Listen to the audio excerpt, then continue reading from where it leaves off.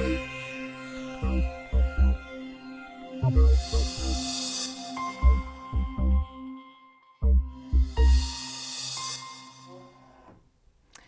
there, my name's Stephanie Strahl and I'm a registered nurse at Orion Beaumont Hospital in the non-invasive cardiology department.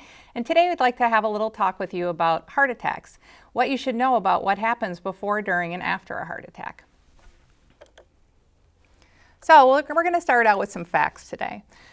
Did you know that heart disease is the #1 killer of men and women in the United States, and about 1 million people die every year from a heart attack, from heart disease? An estimated 80 million Americans are currently living with one form or another of heart disease. It's a pretty staggering fact. Every 33 seconds, someone in the United States dies of heart disease.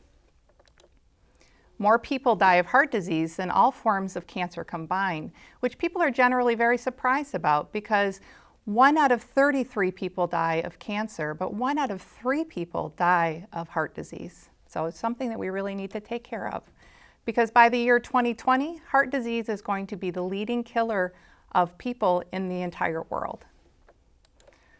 So some things specifically about heart attacks. In 2015, more than 920,000 Americans are going to have a heart attack. Nearly half of them will occur without warning signs or symptoms. 7.9 million Americans currently are living that have had a heart attack. 250,000 Americans die every year of sudden cardiac death.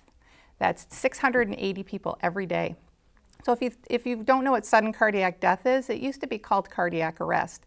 And that's where the heart starts to, the electrical pattern of the heart is disrupted and it doesn't beat effectively and it kind of quivers and flutters and it can't pump the blood to the body. And if you don't do something about it immediately, then it results in death. Half of the victims of sudden cardiac death are under the age of 65. So this makes us realize that this is a problem that we have to look at now. We can't wait until later to try and do something about this because all of us are at risk. The good news is heart disease is largely preventable and we can all do something about it to make sure that we reduce our risk factors and protect our hearts.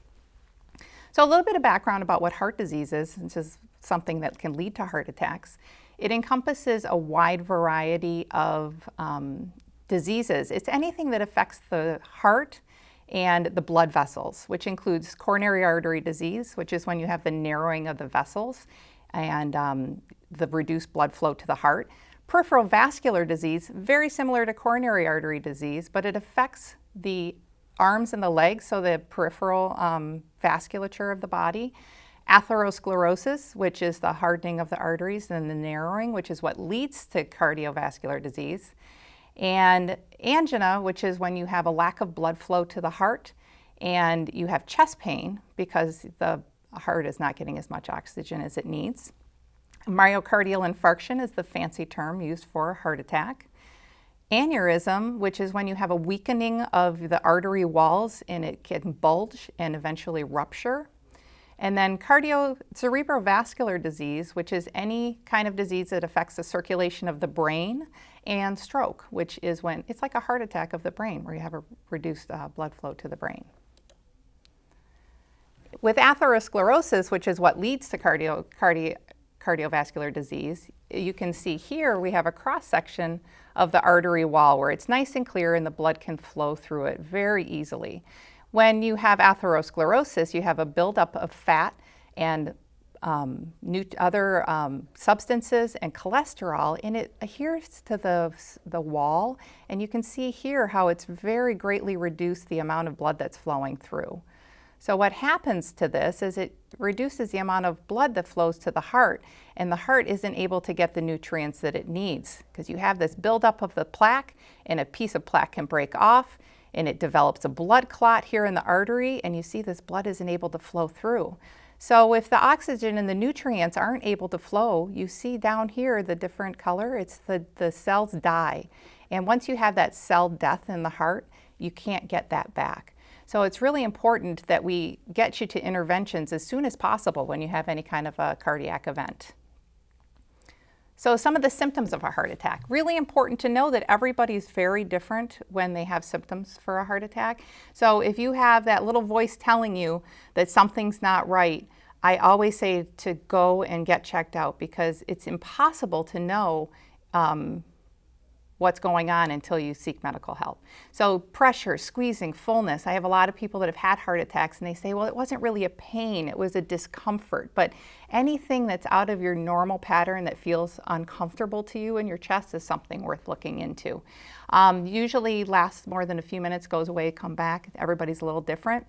You can have pain in one or both arms. You know, a lot of people say, well, it was my right arm and I wasn't thinking much of it, but it's not always in the left arm like people think. You can have it in your back, you can have it in your neck, and you can have it in your jaw, which happens a lot with women.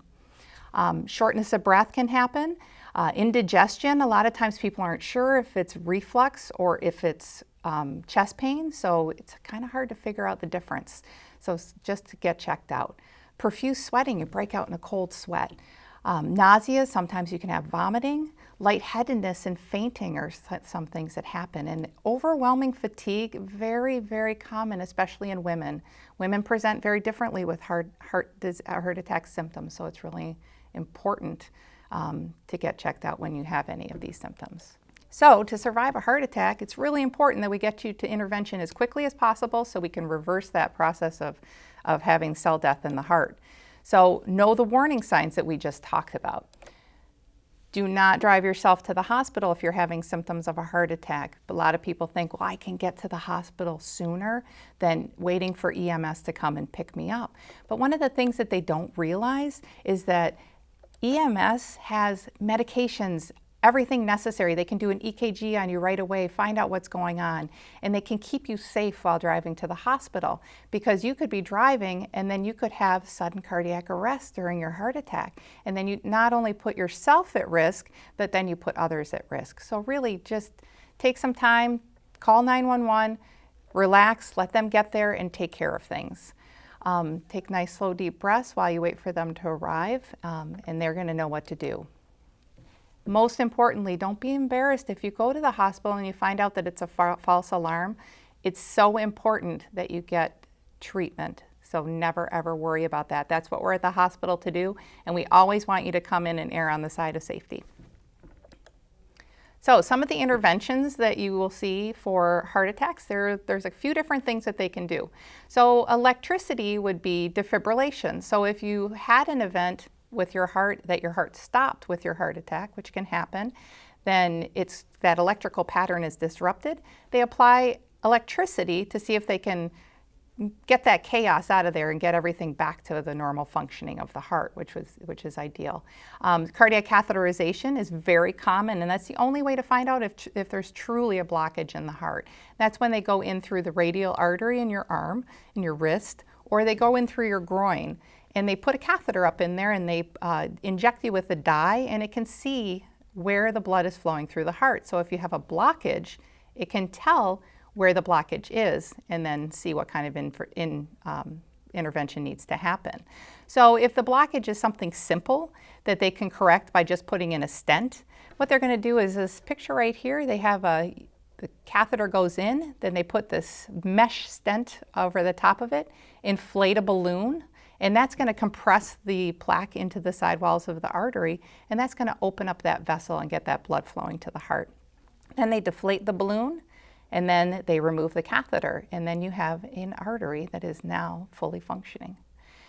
If they go into the heart with the cardiac catheterization and they find that it's in an area that is going to be compromised by the fix of a cardiac stent, then you have to go one step further, and that's when they do bypass grafting. So you have heard it probably called a CABG, coronary artery bypass grafts, and those occur when you have a vessel that they're going to have to reroute the circulation through the heart a little bit.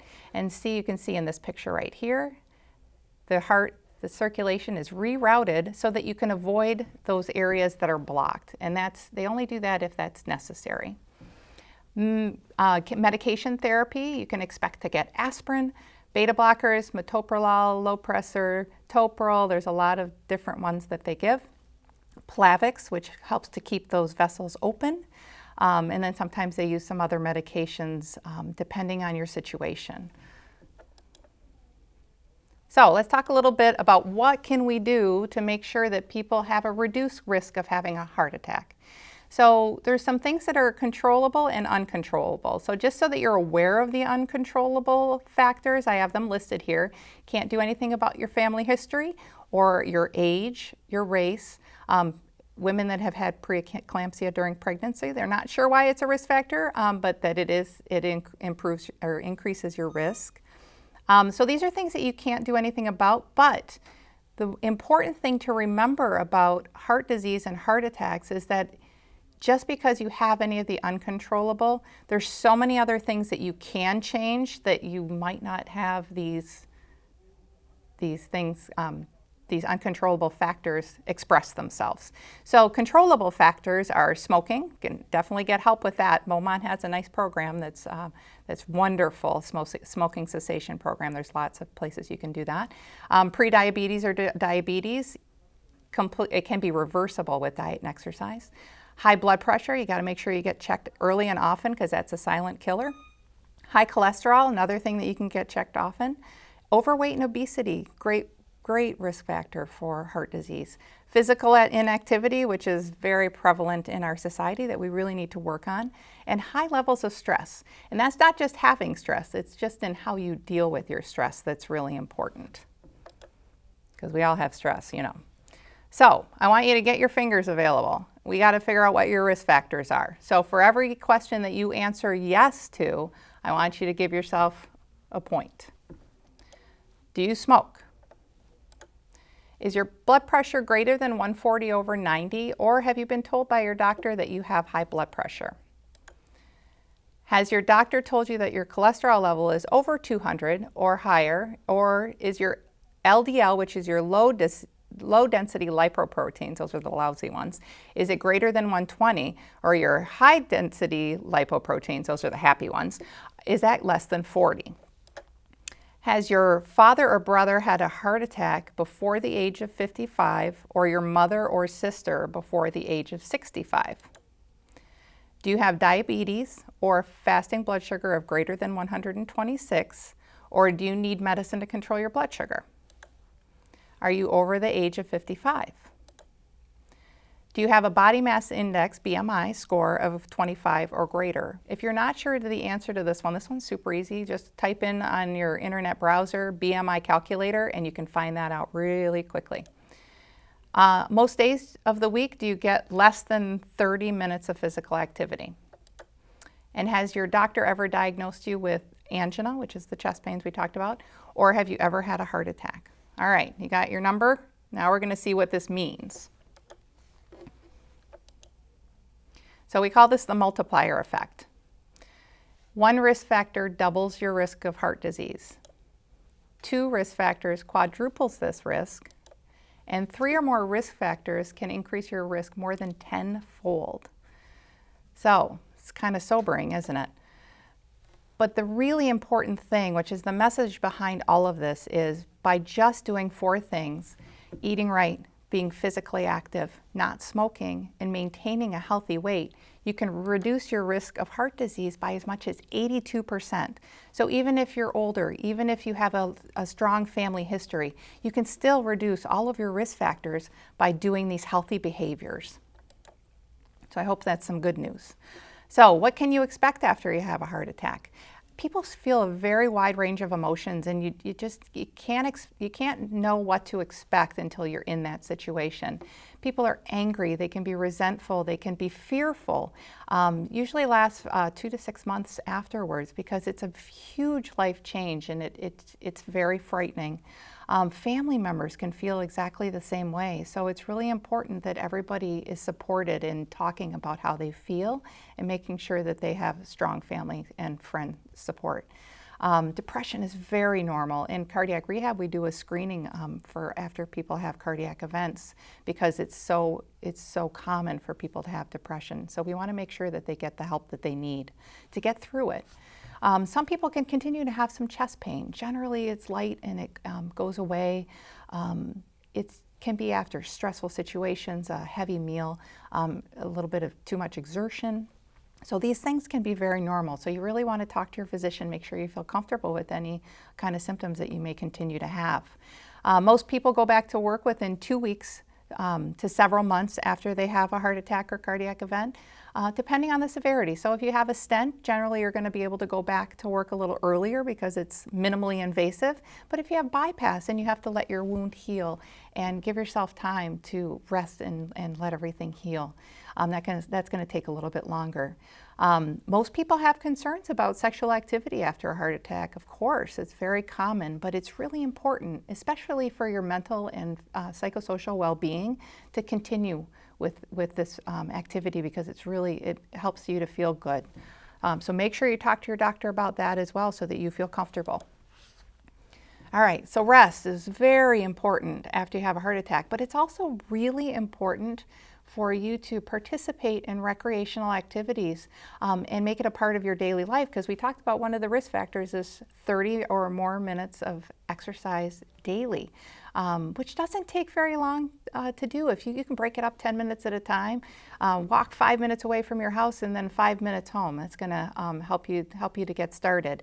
Doctors oftentimes recommend that survivors get more exercise after their event than before, because you want to strengthen your heart and make sure that you don't have a future event. Good night's rest is especially important. Frequent short naps are very helpful to recharge and make sure that you heal properly. Got to give yourself some time. One of the best things you can do for yourselves is to participate in the cardiac rehab program. It's generally covered by insurance for most people, and cardiac rehab saves people's lives, which is really amazing. They say that if cardiac rehab was a drug, it would be the most effective drug that was ever produced. So keep that in mind if you know anybody that has had an event, that make sure that they participate in that program, because when you have a heart attack and you're not sure how much exercise you can do, they're going to get you as strong as possible in a very short time and then give you a plan afterwards to keep you strong and keep you healthy. Making changes in your lifestyle is one of the most important things that you can do to prevent another heart attack, heart disease, or stroke. So all these healthy behaviors. So what can you do? Know your risk factors for heart disease. So we just had a little bit on that. Talk to your doctor about reducing your risk for heart disease. Make sure that you're getting all your levels checked and that your blood pressure is monitored and that everything is as it should be. Blood pressure, cholesterol, another thing to have checked regularly. Make sure that you have your blood sugar levels checked to make sure that you're not having any high blood sugar levels. Avoid smoking or ask for help to quit. It's very difficult to quit smoking and you need a lot of support. So make sure that you make some inquiries about what resources are out there. Eat for your heart health. Seems simple, we all know. Eat a balanced diet and exercise, but it's very difficult. So make sure that you have little bits at a time. Eat lots of vegetables. That's probably the best thing that you can do. And eat real food from healthy food sources is the key, basically, for heart healthy eating. Regular physical activity, I already talked about a couple of times, so about 30 minutes on most days. If you can do a little bit more than that, that would be fantastic. Aim for a healthy weight. Can also be challenging, but if you're exercising and eating a heart-healthy diet, then the weight kind of tends to take care of itself. And know the signs and symptoms of a heart attack and the importance of seeking medical help immediately. So crucial to open up those vessels and make sure that you get that blood flowing to the heart. All right, so are you ready to change things? What are you going to start with here? View changes as a lifestyle. There's no quick fixes. Working in cardiac rehab, I've talked to many people that they want to change everything overnight, and it's just unrealistic. We've spent a whole life developing the behaviors that we have. So it's really important to pick one thing, make it a habit, and then move on to the next, because it's just too much to do everything at one time. So pick one factor, as I said, set realistic goals. If you go into a behavior change and you say, I am never going to be able to do this, chances are you won't be able to. So make sure that you're realistic in what you're going to change and start with the little things first. Don't worry about slipping up. We're human beings and willpower is not really all that good to rely on. So you have to realize that you're going to slip up from time to time, but just don't let it happen for days at a time. Make sure that you just say, okay, I made a mistake. I'm going to get back on track and it's okay.